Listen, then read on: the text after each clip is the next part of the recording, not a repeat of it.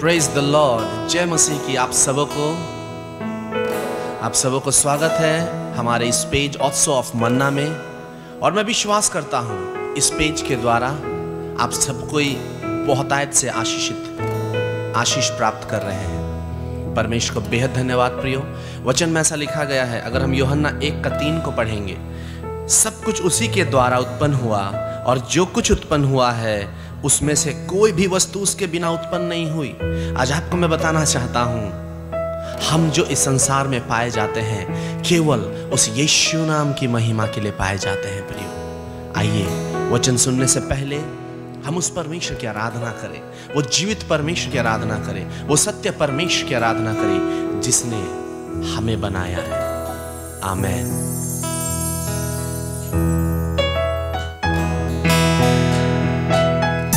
Thank you, Lord.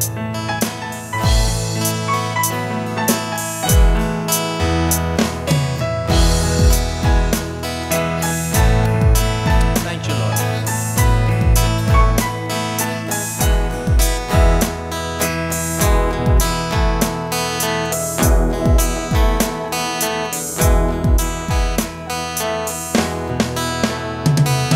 यीशु नाम जिंदगी का जान, जिंदगी का दे वही आराम। यीशु नाम जिंदगी का जाम, जिंदगी का दे वही आराम। यीशु नाम, यीशु नाम, यीशु नाम, यीशु नाम, यीशु नाम, यीशु नाम, यीशु नाम, यीशु नाम, यीशु नाम, यीशु नाम।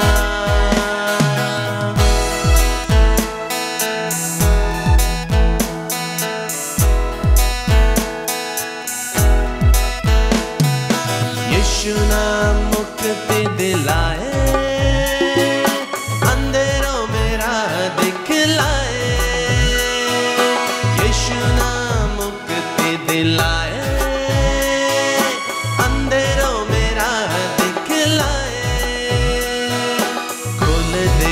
बंद आसमान, जिंदगी का दे वही आराम। खोल दे वो बंद आसमान, जिंदगी का दे वही आराम।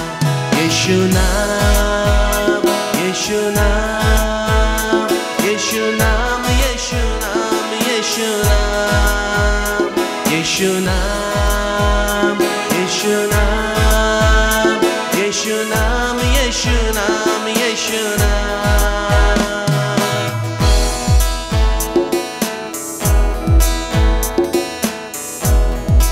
Thank you Lord.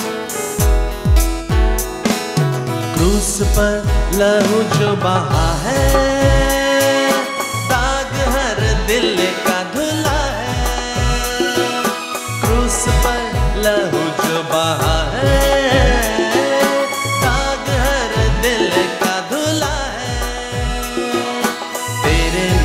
पापों का वो दाग, जिंदगी का दे वही आराम। तेरे मेरे पापों का वो दाग, जिंदगी का दे वही आराम। यीशु नाम, यीशु नाम, यीशु नाम, यीशु नाम, यीशु नाम, यीशु नाम, यीशु नाम, यीशु नाम, यीशु नाम, यीशु नाम।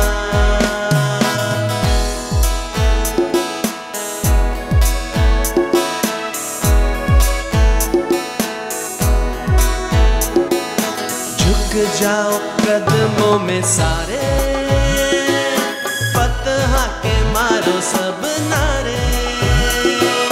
झुक जाओ कदमों में सारे, सब नारे। दुनिया को दे दो ये पैगाम, जिंदगी का दे वही आराम। दुनिया को दे दो ये पैगाम,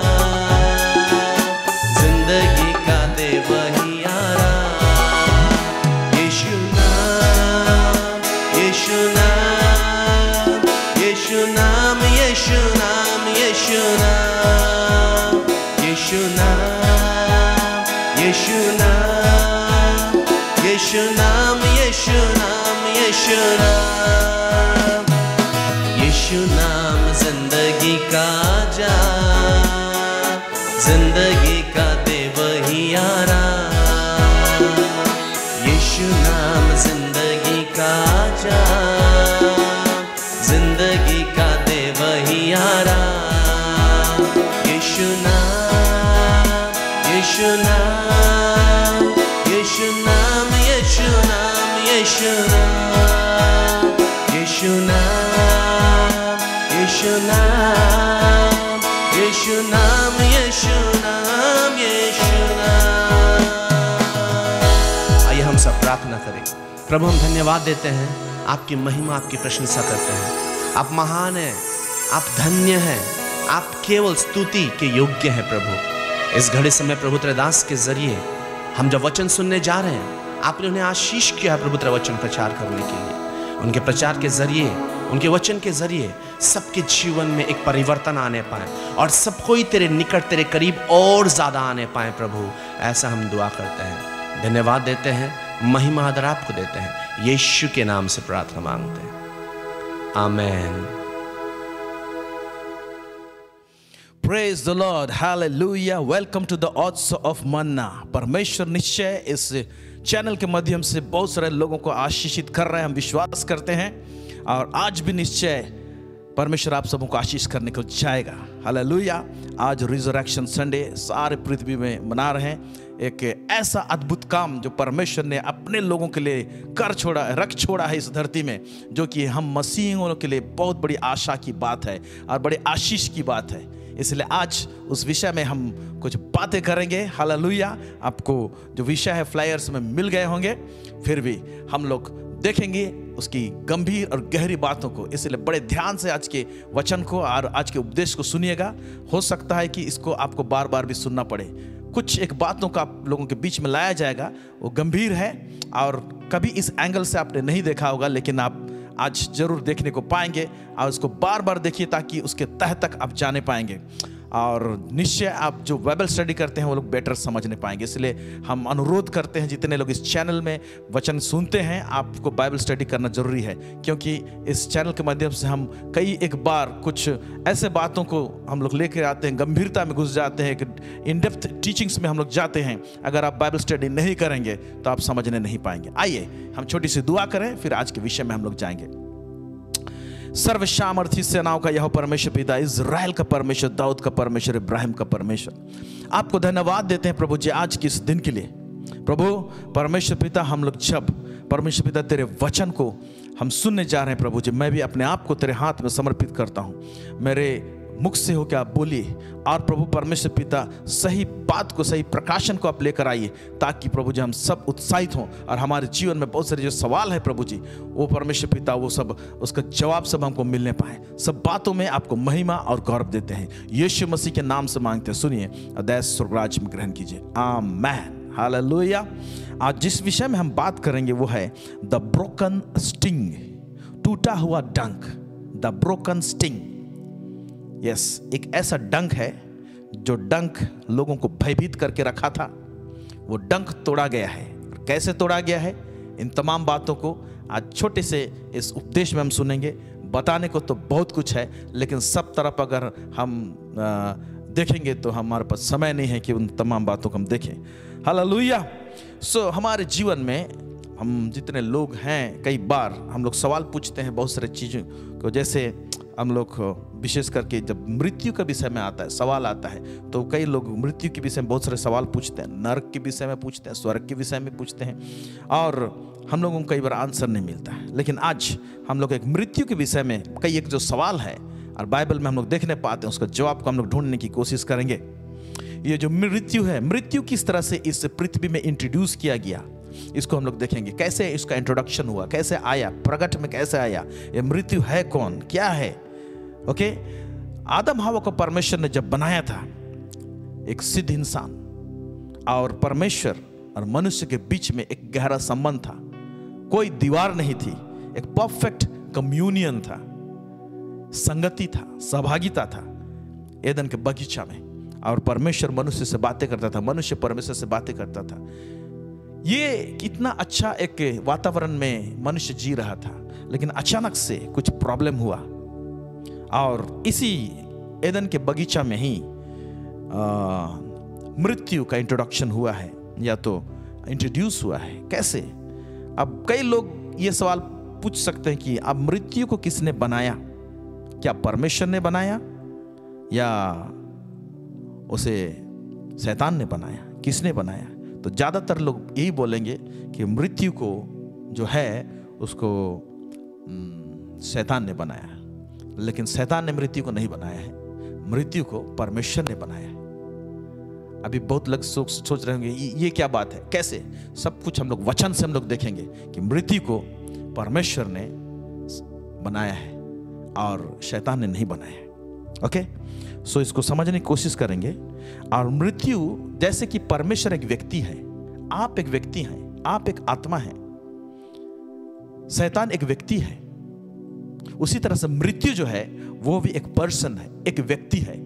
ओके, कोई हवा ऐसे नहीं है, एक व्यक्ति है, आत्मिक जगत में एक व्यक्ति है। आइए हम लोग देखेंगे कि मृत्यु एक व्यक्ति है, उसको हम जानने के लिए एक स्क्रिप्चर हम लोग देखेंगे, एक वर्ष देखेंगे हम लोग। पहला कुरिन्थियों उसका 15 उसका 24 से लेके 26, यहां पर क्या लिखता है? इसके बाद अंत होगा, उस समय वह सारी प्रधानता और सारा अधिकार और सामर्थ का अंत करके राज्य को परमेश्वर पिता के हाथ में सौंप देगा। क्योंकि जब तक वह अपने बैरियों को अपने पांव तले ना ले आए, तब तक उसका राज्य करना अवश्य है। हाँ, परमेश्वर के बहुत सारे, यीशु मसीह के बहुत सारे बैरिये हैं, बैरियों लिखा हुआ है। ओके, ठीक है। तो बैरियों को अपने पांव तले ना कर लाए तब तक उसका राज्य करना अवश्य है। फिर देखें क्या है? सबसे अंतिम बैरी जो नष्ट किया जाएगा वह मृत्यु है। हाँ, यहाँ लिखा हुआ है सबसे अंतिम बैरी जो नष्ट किया जाएगा वह मृत्यु है। सो मृत्यु एक पर्सन है, एक व्यक्ति, एक स्पिरिट है जिसको परमेश्वर ने बनाया। ओके, और ये अंतिम बैरी है, इसको भी नष्ट किया जाएगा, यहां पर लिखा हुआ है। तो इससे हम जानते पाते हैं कि मृत्यु जो है ना, मृत्यु एक पर्सन है, एक व्यक्ति है। अब मृत्यु को जब परमेश्वर ने बनाया था तो किस हालत में बनाया था, उसको कैसे बनाया था? जब डेथ को, मृत्यु को परमेश्वर ने बनाया था तो मृत्यु के पास में कोई जीवन नहीं था, मृत्यु के पास में कोई जीवन नहीं था, यानी मृत्यु जीवित नहीं था। तो किस हालत में जीवित नहीं था? उसको जीवन नहीं था, या तो वो जीवित नहीं था, उसका मतलब क्या है? तो क्या मरा हुआ था? तो मृत्यु के विषय में मृत्यु का जीवन और मृत्यु का मृत्यु क्या है, इसको हम लोग देखेंगे। हम इसको समझने की कोशिश करेंगे कि मृत्यु को जब परमेश्वर ने बनाया तो जीवित नहीं था वो।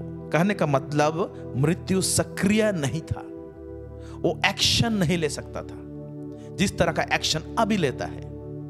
या तो आदम हवा पाप करने के बाद में जिस तरह से मृत्यु एक्शन में आया, वो एक्शन लेने का अधिकार नहीं था, पावर नहीं था, वो सक्रिय नहीं था।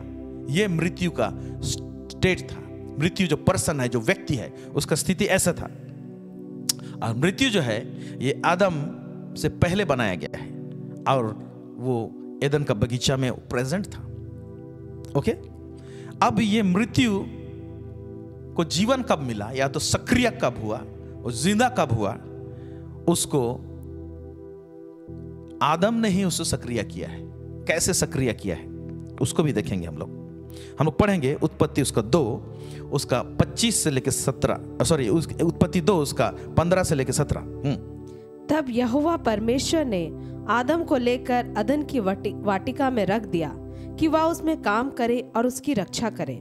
और यहोवा परमेश्वर ने आदम को यह आज्ञा दी, तू वाटिका के सब वृक्षों का फल बिना खटके खा सकता है, पर भले या बुरे के ज्ञान का जो वृक्ष है उसका फल तू कभी ना खाना। कभी ना खाना। फिर क्योंकि जिस दिन तू उसका फल खाएगा उसी दिन अवश्य मर जाएगा। क्योंकि जिस दिन तू उसका फल खाएगा उसी दिन अवश्य मर जाएगा। यानी अभी मृत्यु भी एदन के बगीचा में घूम रहा है, लेकिन आदम को मारने के लिए जो अथॉरिटी है, वो अथॉरिटी, वो अधिकार मृत्यु के पास नहीं है, वो सक्रिय नहीं है। यानी मृत्यु जो पर्सन है, डेथ जो व्यक्ति है, उसके पास कोई लाइफ नहीं है, मतलब वो जो करना चाहिए काम वो कर नहीं सकता। इस हालत में उसको रखा हुआ था। इसीलिए तब तक कोई डेंजर नहीं था इंसान को, जब तक वो पाप नहीं किया था। अब हुआ क्या है? तो इसका मतलब परमेश्वर ने मृत्यु को बनाया है, लेकिन इंसान को, आदम को अधिकार किसके ऊपर में है? मृत्यु के ऊपर में। वो उसका अथॉरिटी उसके ऊपर में। तो आदम को परमेश्वर ने बोला कि तुम जब तक मेरे आज्ञा को मानेगा तुम्हारा अधिकार मृत्यु के ऊपर में रहेगा, और जिस दिन तुम मेरा बात को नहीं मानेगा और जिसे मैंने मना किया है तो उसको करेगा, उसी दिन तू मर जाएगा। यानी उस दिन तुम्हारा अधिकार चला जाएगा और मृत्यु को वो अथॉरिटी मिलेगा, अधिकार मिलेगा। इसको एक्सप्लेन करने के लिए मैं आपको एक उदाहरण बताना चाहता हूं। कई बार हम कहते हैं मेरे मोबाइल में एक सिम है, जब तक उस सिम कार्ड से आपका कॉल नहीं जा रहा है और आप उसमें कॉल रिसीव नहीं करने पा रहे हैं, अगर कोई उसमें कॉल कर रहा है तो रिसीव नहीं करने पा रहे, रिंग नहीं हो रहा है, या आप उसमें से आप उसको कॉल भेजते हैं किसी को तो कॉल जाता नहीं है, दैट मीन्स आप उस सिम को बोल सकते हैं सिम कार्ड तो है बट वो सिम कार्ड डेड है, बोलेंगे आप, हम बोल सकते हैं it's of no use, useless बोलेंगे हम लोग। उसी तरह से मृत्यु यूजलेस था, इस हालत में था, उसको लाइफ नहीं था। लेकिन जैसे सिम कार्ड में जो उसमें हम लोग वैलिडिटी का हम लोग उसमें रिचार्ज करते हैं और फिर टॉप अप डालते हैं बात करने के लिए, तो क्या हो जाता है उसमें वैलिडिटी आ जाता है और हम लोग रिसीव करने पाते हैं, फिर उसमें से कॉल करने पाते हैं। अब क्या हो गया कि ये सिम कार्ड क्या हो गया? एक्टिवेट हो गया। उसी तरह से ये डेड सिम कार्ड के समान, यूजलेस सिम कार्ड के समान ये मृत्यु पर्सन उसी बगीचे में था जिसे परमेश्वर ने बनाया था। और जिस दिन तुम उस फल को खाओगे, बोला है, जैसे परमेश्वर का आज्ञा को उन्होंने उल्लंघन किया, अथॉरिटी, अधिकार, ऑथराइजेशन किसको? मृत्यु को मिल गया, वो एक्टिवेट हो गया, उसको वैलिडिटी रिचार्ज हो गया, हम बोलेंगे वो उसको टॉप अप भर दिया, उसमें आ गया ऑटोमेटिक। और उस दिन मृत्यु इंसान के ऊपर में राज्य करना चालू किया। This is how so death existed but has no power and authority. लेकिन इंसान जब पाप किया तो मृत्यु एक्टिवेट हो गया और राज करने लगा। अब मृत्यु जब एक्टिवेट हो गया तो उसका पहला फंक्शन उसने क्या किया? पहला काम उसने क्या किया? उसने इंसान के जहन में, उसके हृदय में भय को डाला। मृत्यु जो एजेंट है, जो व्यक्ति है, जो पर्सन है, उसका पहला उसका एक्शन जो आया, उसने अथॉरिटी जो इस्तेमाल किया, उसने उस अथॉरिटी को इस्तेमाल किया, उसने भय को इंसान के अंदर में डाला। हालांकि अब आदम और हवा उस दिन तो नहीं मारे, फिजिकली नहीं मारे, लेकिन एक स्पिरिचुअली वो लोग मर गए। हम लोग बोल सकते हैं किस तरह से स्पिरिचुअली, और कई बातों को नीचे हम लोग देखेंगे। ओके, और लोग उसको बहुत साल जीवित रहे, वो लोग फिर मरे। तो मृत्यु का पहला जो काम था, फंक्शन था, उसके अंदर में डर को डालना। फिर नेक्स्ट जो है वो लास्ट में जब एक न एक दिन इस शरीर रूप में भी उसको मरना पड़ा, क्योंकि उसको ऑथराइजेशन है, अथॉरिटी है प्राण को लेने का। Okay, hallelujah, praise God. क्या आप सुन रहे हैं? क्या आप समझ रहे हैं? एक वचन को देखेंगे कि मृत्यु कैसे फर्स्ट इंसान के अंदर में डर को इंजेक्ट किया, भय को इंजेक्ट किया। हम लोग पढ़ेंगे उत्पत्ति उसका 3 उसका 9 से लेकर 10 पद तक। तब यहोवा परमेश्वर ने पुकार कर आदम से पूछा, तू कहाँ है? उसने कहा, मैं तेरा शब्द बारी में सुनकर डर गया, क्योंकि मैं नंगा था इसलिए छिप गया। यहां पर देखिए, तब यहोवा परमेश्वर ने पुकार कर आदम से कहा। इससे पहले भी परमेश्वर आदम को पुकारता था, लेकिन ये लोग डरते नहीं थे। अब क्या कर रहा है? तू कहाँ है? उस परमेश्वर ने उसको पूछा। उसने कहा, मैं तेरा शब्द बारी में सुनकर डर गया। बोल रहा है बारी में सुनकर डर गया। तो ये जो मृत्यु है, जो डेथ, जो पर्सन है, ओके, वो पहला इंजेक्ट किया इंसान के अंदर में डर। और ये जो डर जो इंसान के अंदर में डाला है, तो डर का जो है ना मल्टी फंक्शन है, या तो बहुआयाम के रूप में काम करता है।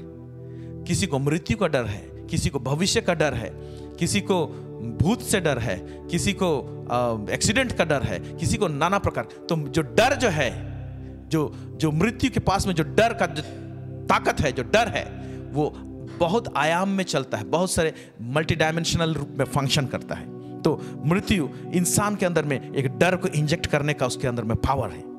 ओके, इसीलिए परमेश्वर ने शायद उसको बोलना पड़ा, क्योंकि ये एक अद्भुत रीति से काम करता है, इसीलिए परमेश्वर को कहना पड़ा। बाइबल में आप 365 बार लगभग अप्रोक्सीमेटली वहां पर लिखा हुआ है मत डर, मत डर, मत डर। यस, परमेश्वर जानता है कि इंसान डर में जी रहा है, इसीलिए उसको बोलना पड़ता है मत डर, मत डर। हालेलुया। हम लोग पढ़ेंगे ये डर किस तरह से काम करता है। इब्रानी उसका 2:14 से लेकर 15, वहां पर क्या लिखता है? इसलिए जबकि लड़के मांस और लोहू के भागी हैं, तो आप भी उनके समान उनका सहभागी हो गया, ताकि मृत्यु के द्वारा उसे, जिसे मृत्यु पर शक्ति मिली थी, अर्थात शैतान को निकम्मा कर दे, और जितने मृत्यु के भय के मारे जीवन भर दासत्व में फंसे थे उन्हें छुड़ा ले। यीशु मसीह इस धरती में आया और कहता है जितने मृत्यु के भय के मारे जीवन भर दासत्व में फंसे थे उन्हें छुड़ा ले। हालेलुया, प्रेज द लॉर्ड, आमेन। तो आप देख रहे हैं मृत्यु किस प्रकार से भय को इंट्रोड्यूस करता है, या तो भय को इंजेक्ट करता है लोगों के अंदर में। आगे हम देखेंगे। मैं बताना चाहता हूं कि बार बार इस बात को मैं कहता हूं, आप इस चैनल में इस स्टेटमेंट को बार बार पाएंगे, और ये जो स्टेटमेंट हम जो दे रहे हैं ये इसी तरह से है। कई लोग इसको पकड़ने नहीं चाहते हैं, या तो इसको क्या बार बार आत्मिक नियम, आत्मिक प्रिंसिपल, आत्मिक अथॉरिटी, इसके विषय में लोग बात करते हैं, लेकिन ऐसा ही है ना। स्वर्गीय जगत में और आत्मिक जगत जो है वो कई आत्मिक कानून, आत्मिक व्यवस्था, आत्मिक नियम और अधिकार से संचालित होता है, वो क्रियाशील रहता है, वो फंक्शन करता है, काम करता है। इसको हमेशा जान के रखिए, क्योंकि परमेश्वर जो है व्यवस्था का परमेश्वर है, वो नियम का परमेश्वर, वो अधिकार का परमेश्वर है। इसलिए आत्मिक जगत में परमेश्वर इसी तरीके से काम करता है। ओके, बहुत लोग आप क्वेश्चन पूछ के देखिए, अब परमेश्वर के पास में सारा अधिकार है, तो क्या जरूरत था यीशु मसीह को हमको छुड़ाने के लिए, इतना दुख और दर्द और पीड़ा में जाने के लिए? आसानी से करना चाहिए? नहीं, दुख दर्द और पीड़ा में होकर जाना इसलिए जरूर हुआ क्योंकि आत्मिक जगत में आत्मिक व्यवस्था सब स्थापित किया गया है। परमेश्वर उसको वायोलेट नहीं करता है, उसको तोड़ता नहीं है, उसको टेम्परिंग नहीं करता है, उसको छिन भिन नहीं करता है। वो परमेश्वर का जो व्यवस्था, उसका कानून जो आत्मिक जगत में, जगत की उत्पत्ति से पहले उसने जो स्थापित करके रखा है, उसको टस से मस इधर उधर होने नहीं देगा परमेश्वर, क्योंकि परमेश्वर ऐसा ही है, उसका नेचर ही ऐसा है। वो अथॉरिटी वाला परमेश्वर है, वो अधिकार रखने वाला परमेश्वर है, वो व्यवस्था को पालन बनाता भी है, खुद भी पालन करने वाला परमेश्वर है। नियम को परमेश्वर खुद बनाता है, खुद भी पालन करने वाला परमेश्वर है। तो कितना जरूरी हो जाता है आत्मिक नियम और व्यवस्थाओं को हमारे जीवन में लागू होना और उसको जानना और समझना। Hallelujah, praise God. एक चीज को लिख सकते हैं आप स्टेटमेंट को, every law carries authority. Every law carries authority. हर एक जो व्यवस्था है, लॉ, जब मैं इस समय लॉ बोल रहा हूं तो मूसा का व्यवस्था मत समझिए, इट्स यूनिवर्सल लॉ। ओके, आत्मिक व्यवस्था, चाहे इस धरती का व्यवस्था, नेचुरल लॉ हो, स्वाभाविक जो है हमारे व्यवस्था जो हम लोग का इर्द गिर्द जो मिलता है। ओके ओके, सो हर एक जो व्यवस्था है उसके साथ में एक अधिकार हो जुड़ा हुआ रहता है। Every law carries authority. इसीलिए हर देश में हर गवर्नमेंट जो सरकार है वो अपना काम को अधिकार से करने के लिए, पूरा अधिकार के साथ में करने के लिए गवर्नमेंट्स क्या करते हैं? कानून बनाते हैं, लॉ बनाते हैं, या तो कई एक लॉ को संशोधन करते हैं और अपग्रेड करते हैं। हमारे देश में जब एक कानून बनाया जाता है तो उसको चर्चा, पहले एक बिल पास किया जाता है, उस पर चर्चा होती है। कहां पर? पार्लियामेंट में। वहां पर 2 स्थान है। पहला उसका चर्चा लोकसभा में होता है, लोकसभा से उसका डिस्कशन, वो बिल का पास होके जाता है राज्यसभा में, फिर राज्यसभा से में भी डिस्कशन होता है, वहां पास हो गया, दोनों जगह में, दोनों हाउसेस में पास हो गए, तो ये जाता है हमारे प्रेसिडेंट ऑफ इंडिया के पास में, और वो जब साइन कर देते हैं तो वो जो बिल है वो लॉ एनफोर्समेंट में आ जाता है। एनफोर्समेंट उसमें वो लागू हो जाता है, वो चालू हो जाता है एक लॉ के रूप में, एक कानून के रूप में। अब जब कानून के रूप में आ जाता है तो कानून क्या कैरी करता है? अधिकार। तो उस गवर्नमेंट क्या करता है? उस लॉ के अनुसार अधिकार के साथ में काम करता है। हमें अधिकार मिला है, क्यों? क्योंकि कानून है। इस तरह से वो लोग काम करते हैं। इसीलिए इस स्टेटमेंट को आप जानिए। उसी तरह से आत्मिक जगत में भी जितने भी व्यवस्था हैं, लॉ हैं, प्रिंसिपल्स हैं, वो अथॉरिटी को रखते हैं, अधिकार को रखते हैं। हालेलुया। इसीलिए एक बात को जानिए, परमेश्वर ने मनुष्य को कहा था, क्या कहा था? ये फल मत खाना, जिस दिन तुम खाओगे उस दिन तुम मर जाओगे। और जब तक नहीं खाए थे तब वो लोग जीवन का अधिकारी थे। तो ये जो वचन उनके पास में पहुंचा, वो वचन की जब आज्ञाकारी थे, तो अधिकार के साथ में वो परमेश्वर का जीवन को वो लोग अपना के रखे थे। उनके उस जीवन का अधिकारी थे वो लोग। ओके। लेकिन जिस दिन उन्होंने वचन को ठुकराया, तो परमेश्वर ने वचन को भेजा था। इसमें और एक प्रकाशन है, वचन को भेजा था और उनके पास में जीवन था। जिस दिन उस वचन को ठुकराए उन्होंने, वो जीवन को खो बैठे। तो परमेश्वर इस बात को जानता है कि वचन को भेजे थे तब जीवन था, जीवन के साथ में जुड़े हुए थे वो लोग, और वचन को ठुकराए तो जीवन चला गया। वो जीवन पाने के लिए फिर से मुझे वचन ही भेजना पड़ेगा, परमेश्वर को मालूम है। इसीलिए परमेश्वर ने वचन को भेजा और वचन देहधारी हुआ। Praise God, hallelujah. और वो वचन जो देहधारी हुआ वो यीशु मसीह है, उसने हमें जीवन दिया। आइए हम लोग देखते हैं असल में हुआ क्या, एदन के बगीचा में हुआ क्या। जरा इसे देखने की कोशिश करेंगे। ओके, एदन के बगीचा में हुआ क्या? ऊपर में हमने पढ़ा कि आदम बोलता है कि मैं नंगा था और इसलिए मैं छुप गया। ऑफ कोर्स एक शरीर का नंगापन होता है, एक आत्मा का नंगापन होता है। परमेश्वर एक आत्मिक व्यक्ति तो कहां है पूछ रहा है, तो बहुत सारा आत्मिक बात है उस सवाल में। और ये जब कह रहा है मैं नंगा हूं, तो केवल शारीरिक नंगापन नहीं है।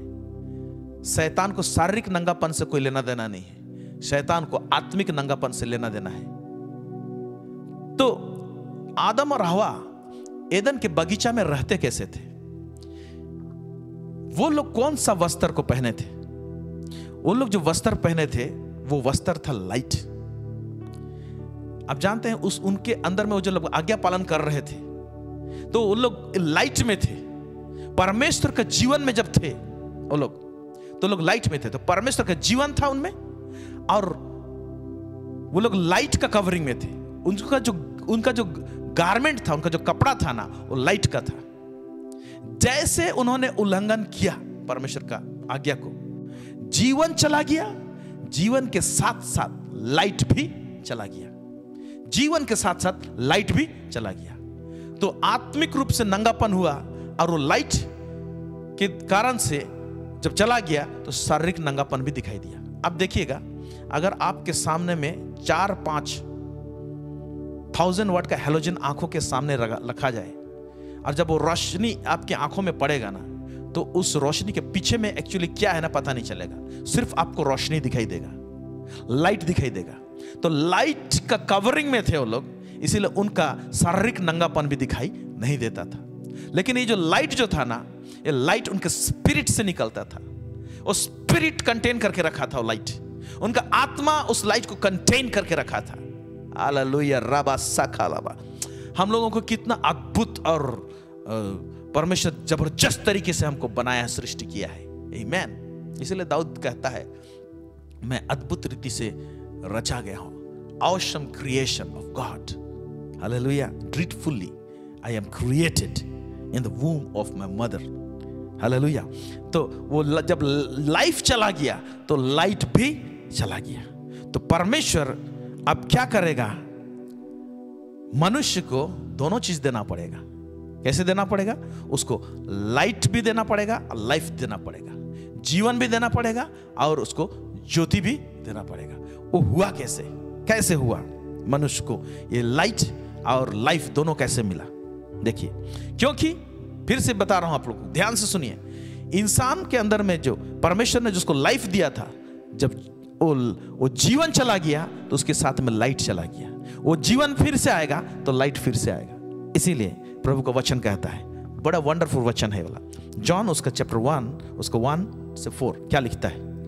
आदि में वचन था, आदि में वचन था। ओके, और वचन परमेश्वर के साथ था। हाँ, अब देखिए, आदि में वचन था, वचन परमेश्वर के साथ था। मैं इसे थोड़ा सा जोड़ के बताता हूं। ओके, आदि में परमेश्वर था और परमेश्वर के साथ में वचन था, और ये वचन को परमेश्वर ने आदम हवा को भी दिया था। तो मैं कहूंगा परमेश्वर जब मनुष्य को बनाया तो मनुष्य को भी परमेश्वर ने वचन दिया था। क्या वचन दिया था उनको? वर्ड मिला था। वचन क्या मिला था? ये पेड़ का फल नहीं खाना, ये वचन मिला था उसको। जो वर्ड मिला था इट वाज जीसस, वर्ड के रूप में था उनके पास में। फिर क्या हुआ देखिए, और वचन परमेश्वर था, और वचन परमेश्वर था। यही आदि में परमेश्वर के साथ था। हाँ, सब कुछ उसी के द्वारा उत्पन्न हुआ, माने वचन के द्वारा सब कुछ उत्पन्न हुआ, और जो कुछ उत्पन्न हुआ है उसमें से कोई भी वस्तु उसके बिना उत्पन्न नहीं हुई। फिर लास्ट वाला, इसको बहुत इंपॉर्टेंट है, पढ़िए। उसमें जीवन था, उसमें जीवन था। 1 मिनट, उसमें जीवन था। किसमें? वर्ड में जीवन था। और जीवन क्या था? नीचे लिखा हुआ है, और वह जीवन मनुष्यों की ज्योति था। Praise God. और वह जीवन मनुष्य की ज्योति थी। अब इस सीन को, इस जगह को जो यीशु मसीह आया, ओके, उस समय का कुछ बात को लिख रहा है, और इसको आप ले जाइए और एदन के बगीचा में घुस जाइए इस वचन को लेकर। ओके, अब परमेश्वर मनुष्य को बनाया था अपने स्वरूप, अपने समानता में, और उसको वर्ड दिया था, और वर्ड ही उनके लिए लाइफ था, उनके लिए जीवन था। ओके, और वह जीवन मनुष्य की ज्योति थी। वही जो वचन था, जो जीवन उसमें था, वही जीवन आदम और हवा के लिए लाइट था। बोलता है लाइट था इस वचन के अनुसार। तो वो लोग इतना लाइटेड थे स्पिरिट में कि वो लोग नंगापन महसूस करने नहीं पाते थे, नहीं करने पाते थे। लेकिन जिस दिन वो लोग पाप किए तो परमेश्वर का लाइफ से सेपरेट हुए। जब लाइफ से सेपरेट हुए तो लाइफ के साथ जुड़ा हुआ क्या था? लाइट भी चला गया, और आदम और हवा उस समय वो लोग नंगापन को महसूस करने पा रहे हैं। ओके, तो जब आज्ञाकारिता था तब तक उनके जीवन में जीवन था, आज्ञाकारिता था तब तक उनमें ज्योति था। अनाज्ञाकारिता के कारण से जीवन चला गया और ज्योति चला गया, और जो मरा हुआ सिम कार्ड के समान जो डेथ था, मृत्यु था, उसको जीवन मिल गया, या वो अलाइव हो गया, वो सक्रिय हो गया, और वो क्या हो गया? अभी काम करने लगा, फंक्शन करने लगा। ओके, तो अब इस मृत्यु के पास में जो अधिकार है, उस अधिकार को छीनने के लिए, उस अधिकार को लेने के लिए, क्योंकि एक आदम अनाज्ञाकारी हुआ, तो अब एक आज्ञाकारी व्यक्ति को ही भेजना पड़ेगा परमेश्वर को। यह लॉ है। एक व्यक्ति की आज्ञा ना मानने के कारण से मृत्यु मनुष्य पर राज्य किया बोल रहा है। अब देख रहे हैं, ऑथोरिटी मिल गया है। उसी तरह से उसको कैंसिल करने के लिए एक व्यक्ति का आज्ञा पालन होना बहुत जरूरी है। इसलिए परमेश्वर ने एक आज्ञाकारी व्यक्ति को भेजा। वो कोई नहीं है, वो है सर्वशक्तिमान यहोवा परमेश्वर का पुत्र यीशु मसीह। आइए देखते हैं हम लोग। आज्ञाकारी संतान को भेजना पड़ा, आज्ञाकारी व्यक्ति को भेजना पड़ा। फिलिपी उसका 2 उसका 6 से लेकर 8 पद, यहां पर क्या लिखता है? जिसने परमेश्वर के स्वरूप में होकर भी परमेश्वर के तुल्य होने को अपने वश में रखने की वस्तु ना समझा, वरन अपने आप को ऐसा शून्य कर दिया और दास का स्वरूप धारण किया और मनुष्य की समानता में हो गया। फिर आगे, और मनुष्य के रूप में प्रकट होकर अपने आप को दीन किया, और यहाँ तक आज्ञाकारी रहा। एक देखिए क्या बोल रहा है, अभी मृत्यु को लड़ना है ना, तो क्या बोल रहा है? देखिए बहुत सारा आत्मिक नियम सब छुपा हुआ है। ये वचन सबको हम लोग ऐसे पढ़ते हैं, लेकिन जब हम लॉ के हिसाब से, प्रिंसिपल के हिसाब से जा रहे हैं तो कैसे हो रहा है? और यहां तक आज्ञाकारी रहा। आदम हवा लोग आज्ञाकारी नहीं रहे, मृत्यु एक्टिवेट हो गया। यीशु मसीह यहां तक आज्ञाकारी रहा कि मृत्यु, हां, क्रूस का मृत्यु भी सह लिया, ताकि मृत्यु को फिर से डीएक्टिवेट करे और यीशु मसीह ने कर दिया है। Praise God. ये यीशु मसीह को आप प्यार करते हैं, ये यीशु मसीह आपकी जिंदगी में आया है, इसीलिए आप पाप के ऊपर में जय प्राप्त कर सकते हैं। आगे हम बहुत सारे बातों को देखने को जा रहे हैं। Are you happy? Are you rejoicing in your spirit कि यीशु मसीह ने आपके लिए क्या किया है? आप बोल सकते हैं, ओ प्रभु, मैं पूरा आगे पालन कालन नहीं भी पाता हूं, लेकिन प्रभु जी, मेरा प्रभु जिसे मैंने प्रभु ग्रहण किया यीशु, उसने आज्ञा पालन किया है, इसलिए मुझ पर दया कर। बोलने से क्या करता है? परमेश्वर हम पर दया करता है। लेकिन ये यीशु मसीह मास्टर है जो हमारे जीवन में आ जाता है, तो वो जिस तरह से आज्ञा पालन किया, उसी तरह से हमें आज्ञा पालन की ओर लेके जाता है, हमको ओबीडिएंट बनाता है, ताकि हम लाइटेड रहें, हम ज्योति में रहें और हम जीवन में रहें। आमेन, हालेलुया। तो यीशु मसीह आत्मिक जगत में जो व्यवस्था कानून परमेश्वर ने बना के रखा था, उसका एक कुछ डिमांड सब था, वो डिमांड को उसने पूरा किया। कैसे यीशु मसीह ने वो व्यवस्था जो आत्मिक जगत में, स्वर्गीय जगत में है, क्योंकि मैंने पहले भी कहा है कि आत्मिक जगत में व्यवस्था, आत्मिक व्यवस्था, ये सब का बड़ा मायने रखता है। आप उसको वायलेट नहीं कर सकते हैं, और इसको नहीं जानने के कारण से भरपूरी का जीवन को इस धरती में हम लोग जीने नहीं पाते हैं। और यीशु मसीह ने उसको कैसे पूरा किया है, उस डिमांड को कैसे पूरा किया है, हम लोग देखेंगे। रोमी उसका 8 उसका 1 से लेकर 3 पढ़ेंगे। अतः अब जो मसीह यीशु में है, अतः अब जो यीशु मसीह में है, उन पर दंड की आज्ञा नहीं, क्योंकि वे शरीर के अनुसार नहीं वरन आत्मा के अनुसार चलते हैं। क्योंकि जीवन की आत्मा की व्यवस्था ने, अभी देखिए, क्योंकि जीवन की आत्मा की व्यवस्था, for the spirit of, for the law of the spirit of life, अंग्रेजी में law of the spirit of life. देखिए, आत्मा की, क्योंकि जीवन की आत्मा की व्यवस्था एक है। ओके, फिर आगे। क्योंकि जीवन की आत्मा की व्यवस्था ने मसीह यीशु में मुझे पाप की और मृत्यु की व्यवस्था से स्वतंत्र कर दिया। हाँ, पाप का व्यवस्था और मृत्यु की व्यवस्था, ओके, दोनों का व्यवस्था से यीशु मसीह ने हमको स्वतंत्र किया है। जीवन की व्यवस्था ने हमको स्वतंत्र कर दिया है। तो एक व्यवस्था को दूसरा व्यवस्था क्या कर रहा है? वो ओवर रूल कर रहा है, कैंसिल नहीं कर रहा है, ओवर रूल कर रहा है। कैसे ओवर रूल हुआ है? बड़ा प्रभु ने आत्मिक जगत में टेक्निकली इसको पूरा कर दिया है, और इसीलिए सब दाम चुकाया गया है। इसलिए यीशु मसीह जब क्रूस में था, उसने जो बोला सब कुछ पूरा हुआ, उसमें बहुत बड़ा बात बोल दिया है, ये सारे बातें पूरी है, दाम चुकाया गया है, इसका मतलब। सो देखिए यहाँ पर, इसको हम लोग जरा सा स्टडी करेंगे। हाँ, फिर आगे पढ़ेंगे। क्योंकि जो काम व्यवस्था शरीर के कारण दुर्बल होकर ना कर सकी, उसको परमेश्वर ने किया, अर्थात अपने ही पुत्र को पाप में शरीर की समानता में और पाप बलि होने के लिए भेजकर शरीर में पाप पर दंड की आज्ञा दी। क्या लिखे? शरीर में पाप पर दंड की आज्ञा दी। शरीर में पाप पर दंड की आज्ञा दी। पाप का व्यवस्था के ऊपर में ओवर रूल किया है, उसको दंडित किया है। ओके, फिर और एक वचन पढ़ेंगे, मैं पढ़ रहा हूं आपको लिखने के लिए। पहला कुरिन्थियों उसका 15 उसका 56, ये दोनों वचन को भी समझने की कोशिश करेंगे। हुआ क्या है, चक्कर क्या है? मृत्यु का डंक पाप है, मृत्यु का डंक। अब स्कॉर्पियन से बोलते हैं बिच्छू। ओके, बिच्छू देखे होंगे। बिच्छू का पीछे में एक डंक होता है, पूंछ रहता है, पूंछ के पीछे में एक पिन जैसा, एक क्या बोलते हैं, कांटा जैसा रहता है। उसी से वो जब डंक मारता है, वो आगे जो तो पकड़ने वाला रहता है ना, वो क्रैब के समान, वैसे नहीं, वो नहीं, वो पीछे में रहता है। उससे जब डंक मारता है,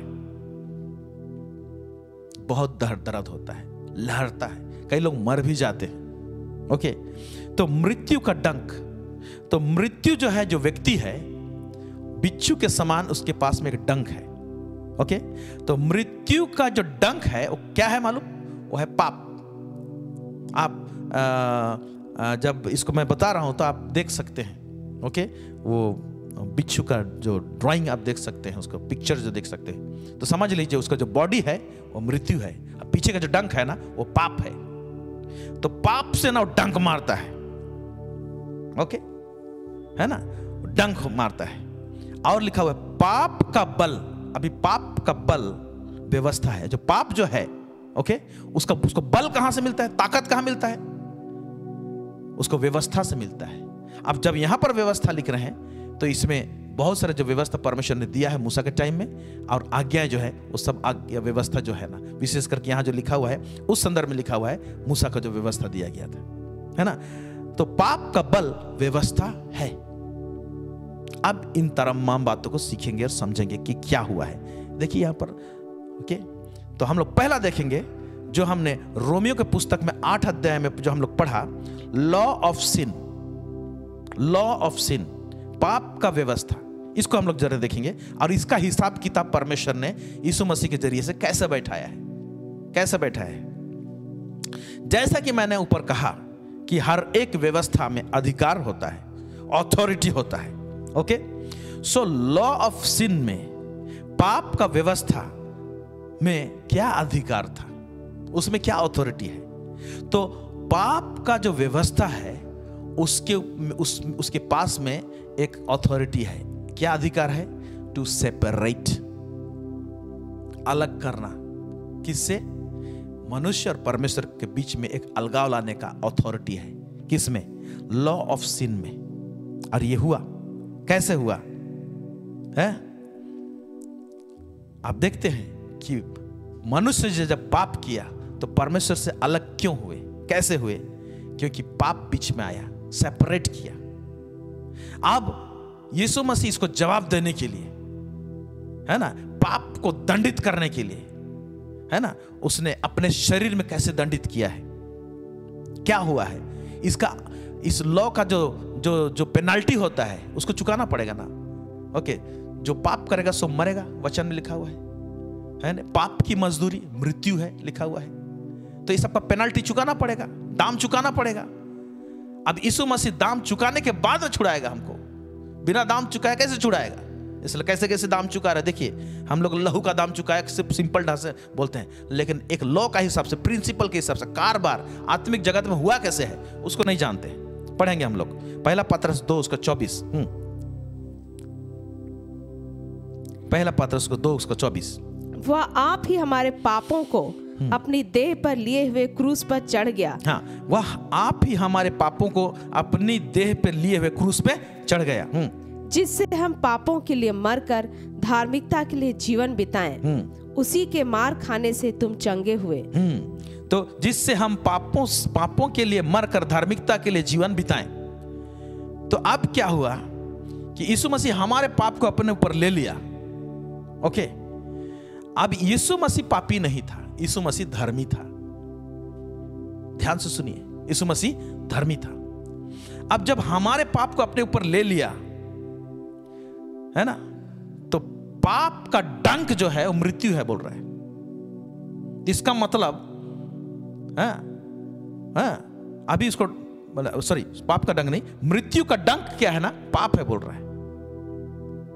तो अब यीशु मसीह जब हमारे पापों को अपने देह में ले लिया और चढ़ गया, है ना, तो हमने कहा कि पाप में एक अधिकार है, क्या है, सेपरेट करना। आप देखेंगे कैसे सेपरेट हुआ है, अलग करना। आदम हवा तो परमेश्वर से अलग हुए, अब परमेश्वर अपने पुत्र यीशु को भेजा इस जगत में, और यीशु मसीह हमारे पाप को लिया, तो भी ये अथॉरिटी, जो सिन का जो अथॉरिटी है, अधिकार जो है, सेपरेट करना, अलग करना, इसका कारोबार दिखाई देता है। कहां पर कारोबार दिखाई देता है, मत्ती उसका 27:45 से लेकर 46 पढ़ेंगे। दोपहर से लेकर तीसरे पहर तक उस सारे देश में अंधेरा छाया रहा। तीसरे पहर के निकट यीशु ने बड़े शब्द से पुकार कर कहा, एली एली लामा सबक्तनी, अर्थात हे मेरे परमेश्वर, हे मेरे परमेश्वर, तूने मुझे क्यों छोड़ दिया। अब देखिए, अपने देह में पाप को लिया, पाप का जो लॉ है उसका अधिकार क्या है, सेपरेट करना। तब जब यीशु मसीह जब हमारे पाप को अपने देह में लिया तो वो लॉ काम किया, कौन सा, सेपरेट वाला, अलगाव वाला, अलग होने वाला। तो ये चीज क्या हुआ, परमेश्वर भी कुछ समय के लिए अपने पुत्र से अलग हो गया। इसीलिए बोलता है, हे पिता तूने मुझे क्यों त्याग दिया। और यीशु मसीह के लिए जितना शरीर में जितना पीड़ा दर्द नहीं हुआ था ना, उससे ज्यादा पीड़ा जो हुआ है वो परमेश्वर और बाप से अलग होना। क्योंकि उत्पत्ति से लेकर अनंतकालीन जब से यीशु मसीह परमेश्वर के साथ में है, पुत्र और पिता और पुत्र के बीच में कभी भी अलगाव नहीं हुआ था। तो अलगावपन का जो पीड़ा होता है ना, है ना, वो बहुत ही भयंकर होता है। पिछले दिनों में, है ना, द सुपर नेचुरल लॉकडाउन में हम बता रहे थे, अंधकार में भय होता है, डर होता है, ओके, उसमें अनिश्चितता होता है। आप यहां पर भी देख रहे हैं, जब परमेश्वर जब अलग हो गया, उसका फिजिकल मैनिफेस्टेशन भी दिखा। क्या दिख रहा है? इस दुनिया में उसका प्रगटीकरण भी दिखा। इजराइल में दोपहर से लेकर तीसरे पहर तक सारे देश में अंधियारा छा गया। उस समय अंधेरा होने की जरूरत नहीं था, लेकिन परमेश्वर अपने पुत्र यीशु से जब अलग हो रहा है, उसका प्रगटीकरण जो दिखाई दे रहा है, अंधेरा भी वहां पर दिखाई दे रहा है। आप देख रहे हैं, ये अंधेरा जो है ना, अनिश्चितता है ना। जो लोग, है ना, मृत्यु के तराई में थे, है ना, जो लोग अंधियारे में थे, उन्होंने बड़ी ज्योति देखी, ऐसे बोल के लिखा हुआ है। हालेलुया। तो यीशु मसीह भी जो जब जान दे रहा है, देने वाला है, और परमेश्वर से जब अपने ऊपर में पाप को ले लिया, हमारा क्रूस में चढ़ गया, तो पिता भी थोड़े समय के लिए अलग हो गया। क्योंकि लॉ ऑफ सिन, पाप का व्यवस्था में अधिकार क्या है? सेपरेट करना। अभी भी अगर आप पाप करेंगे और पाप में जिएंगे, तो परमेश्वर का हुजूरी से सेपरेट होंगे। ओके, चेक इट कि प्रभु की हुजूरी उसकी उपस्थिति में है कि नहीं। फिर उसके बाद में ऊपर हम लोग देख रहे थे कि बोला है, पाप के लिए मरकर धार्मिकता के लिए जीवन बिताए। तो यीशु मसीह हमारे पाप को लिया, लेकिन यीशु मसीह तो धर्मी था। अब पाप और धार्मिकता एक जगह नहीं रह सकता। तो जैसे यीशु मसीह हमारे पाप को अपने ऊपर लिया, ओके, तो डंक मारने के लिए आ गया शैतान नहीं, वो मृत्यु आया। लेकिन यीशु मसीह को कैसे डंक मारे? क्योंकि यीशु मसीह ने पाप नहीं किया, तो हमारा पाप था, फिर भी अधिकार नहीं था उसके पर में, है कि नहीं? इसीलिए डिमांड तो कर रहा है, शारीरिक रूप से तो मरना पड़ा यीशु मसीह को, है ना। लेकिन यीशु मसीह क्या कहता है? क्रूस में बोलता है क्या, मतलब, हे पिता, मैं अपने प्राण तेरे हाथ में समर्पित करता हूं। यीशु मसीह ये खुद बोलता है कि मैं अपना प्राण खुद देता हूं और खुद ले लेता हूं, क्योंकि यीशु मसीह निष्पाप था, इसीलिए ऐसे बोलना पड़ा। उसको मरना इसलिए पड़ा क्योंकि उसने हमारे पाप को अपने देह में लिया था। इस तरह से उसको दाम को चुकाया। हालेलुया। उसने दाम को चुकाया। तो ये जो दर्दनाक मृत्यु जो यीशु मसीह ने सहा है, ओके, ये इसका प्रगटीकरण है ना, कि और जो पाप का जो हम लोग देखे ऊपर में, मृत्यु का जो डंक है वो पाप है ना। मृत्यु का जो डंक है वो पाप है। जब पाप हम लोग करते हैं ना, उसका रिजल्ट क्या होता है मालूम? वो यीशु मसीह का शरीर को चेक कीजिएगा, देखिएगा सर से लेकर ऊपर तक कैसे मारे थे उसको देखने की कोशिश कीजिएगा। यह हमें देखने की कोशिश करनी चाहिए उसको, है ना। इतना भयंकर है ये डंक, इतना भयंकर है। Okay, very painful. ठीक है, हमने दो व्यवस्था के विषय में हम लोग देख रहे हैं। एक है मृत्यु का व्यवस्था और एक है पाप का व्यवस्था। पाप का व्यवस्था के विषय में हमने बता दिया। पाप का व्यवस्था में क्या अधिकार है? सेपरेट करना। ओके, अभी लॉ ऑफ डेथ, मृत्यु का व्यवस्था में क्या अधिकार है? ओके, मृत्यु का व्यवस्था में क्या अधिकार है? उसमें अधिकार क्या है मालूम?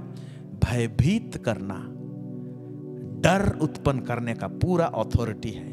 किसी को डराना और व्याकुल कर देना, उसमें अथॉरिटी है, अधिकार है।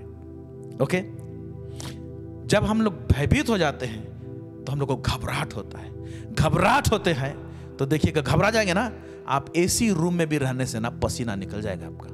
क्यों? घबराते हैं लोग, पसीना निकल जाता है एसी रूम में भी। तो डर के साथ में घबराहट आता है, पसीना छूटता है। ओके, और ये जो लॉ ऑफ डेथ है, इसमें और भी चीज फंक्शन करते हैं, लेकिन मैं एक एक पॉइंट को बता रहा हूं समझाने के लिए। आप स्टडी कीजिएगा। पहली बार हम बहुत दिनों से आंसर खोज रहे थे कि क्या है लॉ ऑफ डेथ, क्या अधिकार रखता है, लॉ ऑफ सिन क्या अधिकार रखता है। आज जब हम देख रहे थे, हमको इस बात समझ में आया। तो अभी मृत्यु का व्यवस्था में अधिकार क्या है? क्योंकि मैंने पहले बोला है, हर एक व्यवस्था में, लॉ में एक अथॉरिटी रहता है। तो अब मृत्यु का व्यवस्था में क्या अधिकार है? वो अधिकार क्या है? किसी को भयभीत करना, किसी को डराना या तो डर को इंजेक्ट करना, ये काम करता है। अब ऐसे ही चीज यीशु मसीह के साथ में भी हुआ। पढ़ेंगे मत्ती 26 का 36 से लेकर 38, 26 उसका 36 से लेकर 38 पढ़ेंगे। तब यीशु ने अपने चेलों के साथ गत्समनी नामक एक स्थान में आया और अपने चेलों से कहने लगा, यहीं बैठे रहना जब तक मैं वहां जाकर प्रार्थना करूं। वह पतरस और जब्दी के दोनों पुत्रों को साथ ले गया और उदास और व्याकुल होने लगा। हाँ देखिए, और उदास और व्याकुल होने लगा। फिर तब उसने उनसे कहा, मेरा जी बहुत उदास है, मेरा जी बहुत उदास है, यहाँ तक कि मेरा प्राण निकला जा रहा है। यहाँ क्या बोल रहा है? यहाँ तक कि मेरा प्राण निकला जा रहा है। तुम यहीं ठहरो और मेरे साथ जागते रहो। तुम यहीं ठहरो, मेरे साथ जागते रहो।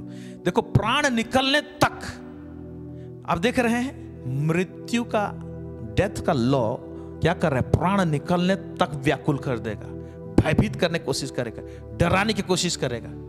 ओके, मैं इसको अंग्रेजी में पढ़ रहा हूँ, थोड़ा सा हिंदी में थोड़ा सा जिस प्रकार का भाव आना चाहिए वैसे नहीं आने पा रहा है, मैं पढ़ रहा हूँ आप लोगों के लिए 39 को। And he went a little farther and fell on his face and prayed saying, O my father if it be possible. हाँ, इधर ऊपर से पढ़ रहा हूँ, 38 को पढ़ रहा हूँ मैं। Okay, then said he unto them, my soul, मेरा प्राण, my soul is exceedingly sorrowful even unto death, बोल रहा है, मर जाने तक व्याकुल हो गया है, बोल रहा है। आप देख रहे हैं, तो यहां पर भी दाम चुकाया है, व्याकुलता। और ये व्याकुलता कहां तक लिया मालूम है आप लोगों को? यीशु मसीह के पसीने जब बह रहे थे ना, लहू की बूंद उससे टपकने लगी उसके साथ में। जब हम घबरा जाते हैं, डर जाते हैं, पसीने छूटते हैं, और यीशु मसीह के ऊपर में सारा संसार का घबराहट, मृत्यु का जो भय, जो डर है, लोग जिस जी रहे थे ना, वो सब इंजेक्ट किया गया। तो एक लॉ काम कर रहा है, क्या? डर, भय, और व्याकुल हो गया यीशु मसीह वहां पर, और लहू का धारा उसका पसीना से होके बहने लगा। यह भी दाम चुकाना है, यह भी यीशु मसीह ने दाम चुकाया और मैटर को क्लियर किया। दोनों लॉ का, दोनों व्यवस्था का आंसर दिया यीशु मसीह में। आमीन। इसीलिए मृत्यु का डंक पाप है और पाप का बल व्यवस्था है। और आगे क्या किया? अभी देखिए, मृत्यु का डंक पाप है, तब डंक को तोड़ा कैसे? आंसर तो दिया, वो व्यवस्था का जो डिमांड था उसका आंसर दे दिया। उसमें जो तो अथॉरिटी था उसको जीतने के लिए यीशु मसीह को इस शरीर में आया था, तो उसमें से होके गुजरना पड़ा। अब मृत्यु का जो डंक है, जो पाप है ना, उसको कैसे तोड़ा देखेंगे हम लोग। उसको ऐसे तोड़ा उसने, विश्वास के द्वारा से एक व्यक्ति धर्मी गिना जाएगा, यह चीज को इंट्रोड्यूस किया।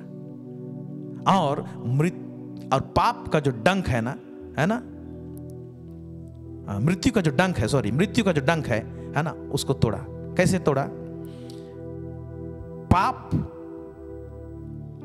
या तो पापी बोलेंगे तो उसका ऑपोजिट होता है धार्मिक, पापी या तो धर्मी। तो परमेश्वर अब धर्मी ठहराने के लिए एक चीज को लाया, विश्वास का लॉ को लेके आया, विश्वास के द्वारा से। और जो मृत्यु का जो डंक है, जो पाप है, उसको तोड़ दिया। कैसे तोड़ा? रोमी उसका 3 का 22 पद को पढ़ेंगे। अर्थात परमेश्वर की वह धार्मिकता जो यीशु मसीह पर विश्वास करने से सब विश्वास करने वालों के लिए है, क्योंकि कुछ भेद नहीं। अर्थात परमेश्वर की वह धार्मिकता जो यीशु मसीह पर विश्वास करने से सब विश्वास करने वालों के लिए है। ओके, मृत्यु का डंक पाप है, और डंक को तोड़ना है। पाप वाला डंक जो है ना, डंक को तोड़ना है। तो कैसे किया? ये डंक जब काटता था ना, है ना, बहुत पेनफुल है, वो नरक ले जाएगा। ओके, अब परमेश्वर ने क्या किया? लोग नरक नहीं जाना चाहिए, मेरे सामने खड़े होने का काबिल होना चाहिए उनको। तो उसको कैसे तोड़ूंगा? बोला विश्वास करेंगे और ये लोग धर्मी गिने जाएंगे। और इस प्रकार से उस डंक को तोड़ा। अब दूसरा चीज जो बोलता है, पाप का बल व्यवस्था है। और पाप को बल कहां से मिलता है? ताकत कहां से मिलता है? माने वो जो डंक जो है, वो डंक को ताकत कहां से मिलता है? व्यवस्था से मिलता है। तो उस व्यवस्था से जो उसको जब ताकत मिल रहा था, उस ताकत को कैंसल करने के लिए परमेश्वर ने क्या किया है? परमेश्वर ने व्यवस्था के ऑपोजिट में ग्रेस को लाया, अनुग्रह को लाया। देखिए अनुग्रह को ला के क्या किया है, वो जो व्यवस्था, पाप का जो बल, जो व्यवस्था है ना, उसको कैंसिल किया है। कैसे पढ़ेंगे? रोमी उसका 6:14 को पढ़ेंगे। रोमी 6 तब तुम पर पाप की प्रभुता ना होगी। अब देखिए, तब तुम पर पाप की प्रभुता ना होगी। वो ताकत नहीं लगा सकता तुम्हारे पास, प्रभुता नहीं कर सकता है, ना होगी। क्यों? क्योंकि तुम व्यवस्था के अधीन नहीं वरन अनुग्रह के अधीन हो। ओके, हमने वचन में पढ़ा 1 कोरिन्थी 15 उसका 56 को एक्सप्लेन कर रहा हूं। पहले मैंने बताया मृत्यु का डंक पाप है। वो डंक जो पाप है उसको तोड़ने के लिए परमेश्वर ने विश्वास के द्वारा जो धर्मी होते होंगे उस नियम को लाया। ओके, और पाप का जो बल व्यवस्था है, उस बल को कैंसिल करने के लिए, सबड्यू करने के लिए, उसको लताड़ने के लिए परमेश्वर ने अनुग्रह को लाया। आमीन। तब तुम पर पाप की प्रभुता ना होगी क्योंकि तुम व्यवस्था के अधीन नहीं वरन अनुग्रह के अधीन हो। हम लोग अभी अनुग्रह के अधीन है, व्यवस्था के अधीन नहीं है। लेकिन इस जगह कई लोग मिस करते हैं, व्यवस्था के अधीन नहीं है तो सोचते हैं कि व्यवस्था का कौन कुछ कारोबार नहीं है, वो लागू ही नहीं होता कहीं पर। कैसे नहीं लागू होगा? हम लोग क्या करते हैं, विश्वास के द्वारा से धार्मिक ठहराया गया है हम लोग, और उसके द्वारा से क्या करते हैं, उसके बाद में लिखा हुआ, एक जगह वचन में लिखा हुआ है कि हम लोग व्यवस्था को दृढ़ करते हैं, लिखा हुआ है। हम लोग दृढ़ करते हैं, उसको स्टैब्लिश करते हैं, हम लोग उसको पूरा कैंसिल नहीं करते हैं, लेकिन अनुग्रह के अधीन में हम लोग हैं। Hallelujah, praise God. फिर से पढ़ रहा हूं इस वचन को। तब तुम पर पाप की प्रभुता ना होगी क्योंकि तुम व्यवस्था के अधीन नहीं वरन अनुग्रह के अधीन हो। इस प्रोग्राम को आप बार बार सुनिएगा, क्योंकि इसको समझने के लिए मुझे बार बार स्टडी करना पड़ा, देखना पड़ा। क्योंकि जब हम बार बार रिपीट कर रहे हैं, एक एक लाइन, एक एक वर्ड को देखिएगा, तब जाके आपको समझ में आएगा। तो दो चीज का प्रभु ने यहां पर डीलिंग भी किया है। क्या किया है? डंक को तोड़ा है, ठीक है, और उसके बाद में वो डंक को जो ताकत मिलता था, किसके द्वारा से? व्यवस्था के द्वारा से, वो ताकत को क्या कर दिया है? दबा दिया है। कैसे? ग्रेस को लाकर। व्यवस्था के द्वारा से ताकत मिलता था, किसको? पाप को। अब व्यवस्था को साइड किया है और उसके जगह में ग्रेस को लेकर आया। इसीलिए बाइबल कहती है मूसा के द्वारा से तो व्यवस्था आया, परंतु यीशु मसीह के द्वारा से अनुग्रह और सच्चाई आया। Praise God, hallelujah. सो इस तरह से यीशु मसीह इस धरती में आकर, है ना, पाप और जो मृत्यु का है, जो उसका जो डिमांड है ना, उस डिमांड को इस धरती में यीशु मसीह ने पूरा किया। और जो आत्मिक जगत में जो व्यवस्था जो कारोबार था, ओके, आत्मिक कानून सबका जो कारोबार था, उसको सेटल किया पहले, और केवल यहां तक सेटल नहीं किया है, और आगे भी सेटल किया। क्या सेटल किया? वो मृत्यु में खुद गया, खुद जाने के बाद वो जी उठा। इन तमाम वचनों से हम लोग जानने पाएंगे कि यहां तक नहीं रुका और यीशु मसीह ने क्या किया है। पढ़ेंगे हम लोग 1 पतरस उसका 1 उसका 3 से लेके 4 पद तक पढ़ेंगे। हमारे प्रभु यीशु मसीह के परमेश्वर और पिता का धन्यवाद हो, जिसने यीशु मसीह के मरे हुओं में से जी उठने के द्वारा, हाँ, यीशु मसीह के मरे हुओं में से जी उठने के द्वारा अपनी बड़ी दया से हमें जीवित आशा के लिए नया जन्म दिया, अर्थात एक अविनाशी और निर्मल और अजर मिरास के लिए जो तुम्हारे लिए स्वर्ग में रखी है। हाँ, मृत्यु इतना दिन डरा के रखा था, यीशु मसीह जब जी उठा तो हमको भी आशा मिली। जो लोग यीशु मसीह पर विश्वास करते हैं वो लोग भी एक दिन जी उठेंगे। Praise the Lord. तो स्वर्गीय जगत में यीशु मसीह ने व्यवस्था नियम का कारोबार तो क्या किया? वो खुद जी उठा और एक जीवित आशा दिया है कि हम भी यीशु मसीह में जी उठेंगे। आगे पढ़ेंगे हम लोग 1 कोरिन्थी 15 उसका 21 से लेकर 26। यहां पर क्या लिखता है? क्योंकि जब मनुष्य के द्वारा मृत्यु आई, हाँ, मनुष्य के द्वारा मृत्यु आई, तो मनुष्य ही के द्वारा मरे हुओं का पुनरुत्थान भी आया। हाँ, मनुष्य के द्वारा से मरे हुओं का पुनरुत्थान भी आया। वो कौन? यीशु मसीह के द्वारा से। और जैसे आदम में सब मरते हैं, देखिए कितना साफ से, जैसे आदम में सब मरते हैं। आदम ने पाप किया, ओके, मृत्यु को एक्टिवेट कर दिया, ओके, यीशु मसीह आया और मृत्यु को उसने डीएक्टिवेट किया है। मतलब यूजलेस बनाया है। मैं बताऊंगा लास्ट में यूजलेस कैसे हुआ है। ओके, यीशु मसीह को कब्र में रखने नहीं पाया, यीशु मसीह जी उठा। यह तो मृत्यु का ऐसा डंक को उसको तोड़ा है यीशु मसीह ने कि उसको जवाब दे दिया, तू कब्र में हमेशा के लिए और अधोलोक में हमेशा के लिए परमेश्वर को लोगों को तू रख नहीं सकता है। इसका आंसर यीशु मसीह ने पुनरुत्थान के द्वारा से दे दिया है।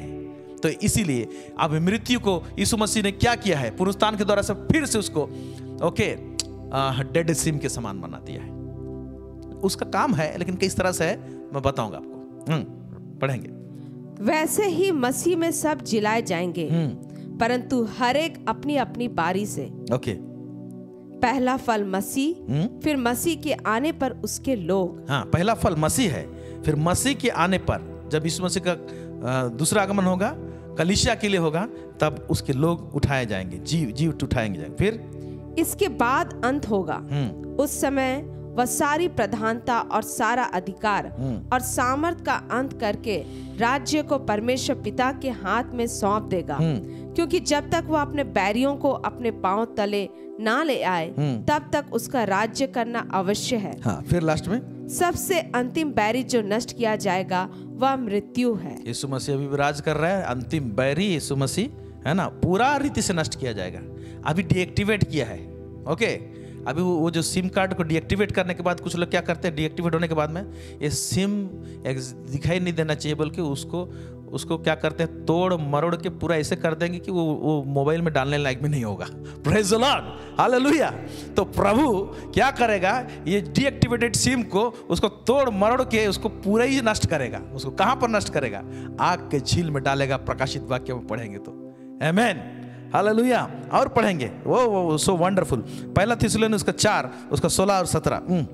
क्योंकि प्रभु आप ही स्वर्ग से उतरेगा, उस समय ललकार और प्रधान दूत का शब्द सुनाई देगा और परमेश्वर की तुरही फूंकी जाएगी, और जो मसीह में मरे हैं वे पहले जी उठेंगे। फिर तब हम जो जीवित और बचे रहेंगे उनके साथ बादलों पर उठा लिए जाएंगे कि हवा में प्रभु से मिलें, और इस रीति से हम सदा प्रभु के साथ रहेंगे। इस प्रकार इन बातों से एक दूसरे को शांति दिया करो। अब भयभीत मत हो, हम प्रभु के साथ में रहेंगे, हम जी उठेंगे, क्योंकि यीशु मसीह हमारा जी उठा है। हालेलुया। तो अब मृत्यु तो है, लेकिन किस हालत में है, मृत्यु का अधिकार को छीन लिया है। क्योंकि यीशु मसीह, प्रकाशित वाक्य में पढ़ेंगे, यीशु मसीह ने अधोलोक, यीशु मसीह के पास में अधोलोक और मृत्यु का कुंजी है, लिखा हुआ है। अधोलोक का और मृत्यु का कुंजी है। हम मृत्यु का कुंजी को देख रहे हैं। कुंजी मतलब अथॉरिटी। ओके, तो उसको जो अथॉरिटी मिला था, आदम हवा पाप किए, अनाज्ञाकारी हुए, इसीलिए मृत्यु को अथॉरिटी मिला था। और यीशु मसीह आके उस अथॉरिटी को छीन लिया है, कुंजी को ले लिया है। कैसे? आज्ञाकारी बनकर। ओके, और व्यवस्था का जो डिमांड सब था, जैसे मैंने एक्सप्लेन किया, वो सब चीज को पूरा किया यीशु मसीह। और वो अथॉरिटी अभी किसके पास में है? यीशु मसीह के पास में है। तो अभी मृत्यु जो पर्सन है वो कठपुतली के समान यूज होता है परमेश्वर के राज्य में। वो उसका काम है, लेकिन कैसे यूज होता है मालूम? कब यूज होगा मालूम? ध्यान से सुनिए। वो मृत्यु जो पर्सन है, जिसके पास में अभी अथॉरिटी नहीं है, अधिकार नहीं है, ओके, वो कैसे यूज होगा? हम धर्मियों के लिए, जो प्रभु को जानते हैं, उनके लिए कैसे इस्तेमाल होता है, उसको सुनना ज्यादा इंपॉर्टेंट है। आप इस धरती में आए हैं, अगर आप धार्मिकता का चाल चलते हैं, प्रभु के आज्ञा को पालन करते हुए जाते हैं, आत्मा के चलाए चलते हैं, यह मृत्यु आपको भयभीत बिल्कुल नहीं कर सकता है, कभी भी डरा नहीं सकता है। और जिस दिन आपका काम, आपका होमवर्क इस धरती में कंप्लीट होगा, तब मृत्यु जो एजेंट है उसको भेजेगा। कौन भेजेगा? परमेश्वर भेजेगा। इससे पहले हाथ नहीं लगाने देगा। जब आपका कंप्लीट हो जाएगा काम, तब भेजेगा, जाओ उस व्यक्ति को मेरे पास लेके आओ। नौकर के समान आएगा। कौन? मृत्यु। अधिकार से नहीं आएगा, अधिकार तो यीशु मसीह के पास में है। हालेलुया। वो एजेंट आएगा एक नौकर के जैसा, चलो मेरे को बुलाने भेजा है आपको, सिर्फ इतना ही काम करेगा, ओके, आपको लेके जाएगा। लेकिन मृत्यु जब आएगा ना, आप भयभीत नहीं होंगे, क्यों मालूम? सिर्फ नौकर के समान चलिए, आपको भेजा गया है लाने के लिए। इसके साथ में दूसरा और बहुत सारा चीज दिखाई देगा। प्रभु के दास लोग बोलते हैं जो मृत्यु जो है ना, ये अनंतकालीन जगह में प्रवेश करने का दरवाजा से घुसाने के लिए हमको लेके जाता है, वो मदद करता है, लेके जाएगा, लेकिन भयभीत नहीं करने पाएगा आपको और मुझे जो लोग प्रभु में हैं। उनके लिए मैं बोल रहा हूं, हालेलुया। नहीं भयभीत करने पाएगा। क्यों? जब वो लेने आएगा ना, कई एक बार क्या होता है, परमेश्वर के बड़े बड़े दास लोग बताए, एक प्रभु के महान दास हमारे भारत के अभी गुजर गए, जो मसीह के साथ साथ चले हैं। ओके, वो बोलते हैं जब सेंट्स लोग मरते हैं, प्रभु के जन लोग मरते हैं, जो लोग प्रभु को प्यार करने वाले मरते हैं, उस समय में कई बार ऐसे होता है उनकी आत्मिक आंखें खुल जाती है और वो लोग स्वर्ग से सीढ़ी देखते हैं ऊपर से नीचे। ओके, और सीढ़ी में उसको चढ़ के जाना होता है। इस तरह का सीन रहता है। कई लोगों के लिए क्या होता है, स्वर्गदूत स्वयं अपीयर होते हैं साथ में। ओके, मृत्यु का दूत तो सिर्फ नौकर के समान आपके साथ में आएगा, मेरे को भेजा गया है लेने के लिए, लेकिन स्वर्गदूत भी रहेगा आपके साथ में, हालेलुया, अथॉरिटी के साथ में, ये सिग्नल देने के लिए कि आप स्वर्ग में प्रवेश करेंगे, आप परमेश्वर के पास में जाने वाले हैं। आमीन। उसके बाद कुछ लोगों के लिए ऐसे होता है कि जैसे कि एलिया के टाइम में जो रथ आया लेके गए, कुछ लोगों को, कुछ सेंट्स लोगों को रथ दिखाई देता है, और वो लोग मृत्यु जो है ना धर्मी जानों के लिए एक नींद के समान है। वो पीड़ादायक नहीं है, वो बहुत आराम है। चाहे वो एक्सीडेंट से मरे, चाहे कुछ भी मरे, पीड़ादायक नहीं होगा, वो पता ही नहीं चलेगा, वो नींद है। साधु सुंदर सिंह बताते हैं ये धर्मी जनों के लिए जो मृत्यु जो है ना, वो नींद है, सो गए जैसे लगेगा, हालेलुया। क्योंकि मृत्यु का दूत कोई अधिकार के साथ में डरा के नहीं लेगा आपको, वो नौकर के समान आएगा, क्योंकि परमेश्वर भेजा रहेगा, जा उसको लेके आओ, उसका काम अभी खत्म हुआ इस पृथ्वी में। इस प्रकार से मृत्यु अभी हमारे बीच में है, हालेलुया। इसलिए आप आनंदित हो जाइए, आप खुश हो जाइए, मगन हो जाइए। ओके, जिस विषय में हमने देखा आज, वो है द ब्रोकन स्टिंग, टूटा हुआ डंक। आप देख रहे हैं मृत्यु का जो डंक है ना, उसको किस तरह से तोड़ दिया, उसका ताकत को किस तरह से उसको कैंसिल कर दिया है। इस तरह का कारोबार को यीशु मसीह ने अपने इस धरती में रहते समय उसने कंप्लीट किया है। इसीलिए यीशु मसीह आपके और मेरे लिए सबसे प्रथम पर्सन होना चाहिए, स्वीट पर्सन होना चाहिए प्यार करने के लिए। इसलिए यीशु को प्यार कीजिए, उसको चूमिए, उसे गले लगा के रखिए। ओके, जो आपका और मेरा इंतजार कर रहा है। मैं फिर से आप लोगों को उत्साहित करना चाहता हूं, बधाई देना चाहता हूं। Happy resurrection Sunday. प्रभु आप सबों को बहुत अधिकाई से आशीष दे। आमीन। प्रार्थना करते हैं। सर्वसामर्थी सेनाओं का यह परमेश्वर पिता, हम आपको धन्यवाद देते हैं प्रभु जी, आपने मृत्यु के भय से हमें छुड़ाया है, छुटकारा दिया है प्रभु जी। और हमें प्रभु जी मृत्यु जो है वो प्रभु जी हमारे लिए एक नींद के समान आपने दे दिया है लॉर्ड, कि प्रभु जी इस संसार को जब छोड़ेंगे प्रभु, यह परमेश्वर पिता हम तेरे करीब रहेंगे प्रभु जी। और तेरा दूसरा आगमन में प्रभु अगर परमेश्वर पिता लॉर्ड देर है तो हम लोग, जब तू आएगा प्रभु परमेश्वर पिता, कब्र में रहेंगे तो हम लोग जिलाए जाएंगे प्रभु जी। हमें तू परमेश्वर पिता एक नया शरीर देगा प्रभु, जैसा मसीह का शरीर है वैसा देगा प्रभु। इसके लिए बहुत बहुत धन्यवाद। आपने सचमुच में प्रभु जी हमारे लिए एक बहुत बड़ा जीवित आशा रखा है प्रभु जी, हम मसीहों के लिए प्रभु परमेश्वर पिता आज के इस दिन में स्मरण करते हैं, आपको धन्यवाद देते हैं प्रभु यीशु। तूने हमारे लहू बहाया, तूने हमारे क्रूस में जान दिया, तूने प्रभु जी वो प्रभु परमेश्वर पिता मृत्यु का जो दाम था जब उसे भी चुकाया प्रभु जी, वो सेपरेशन को लिया प्रभु जी। उसके बाद प्रभु परमेश्वर पिता वो प्रभु जी वो मृत्यु के जो भय लेकर आता है प्रभु जी, उस भय को भी तूने प्रभु जी गेतसेमानी बाग में तूने प्रभु जी सहा है प्रभु जी। इसलिए हमें व्याकुल होने की आवश्यकता नहीं है प्रभु, आपने इन सब के ऊपर में जय को हासिल किया प्रभु जी। इसलिए प्रभु परमेश्वर पिता आपने हमें जयवंत से भी बढ़कर बनाया है मसीह यीशु में। आपको बहुत बहुत धन्यवाद देते हैं इन तमाम बातों को हमारे बीच में प्रकाशित करने के लिए, बताने के लिए, सिखाने के लिए। सब बातों में आपको महिमा और गौरव देते हैं, यीशु मसीह के नाम से मांगते हैं। सुनिए, अदय स्वर्ग राज्य में ग्रहण कीजिए। आमीन आमीन। प्रभु आप सबों को बहुत अधिकाई से आशीष दे। इसी तरह से हमारे से जुड़े रहिए और इस चैनल के द्वारा से आप आशीषित होइए। चैनल को सपोर्ट कीजिए, सब्सक्राइब कीजिए, शेयर कीजिए, दूसरों को बताइए ताकि दूसरे लोग भी आशीषित होने पाएंगे। Thank you so much. God bless you.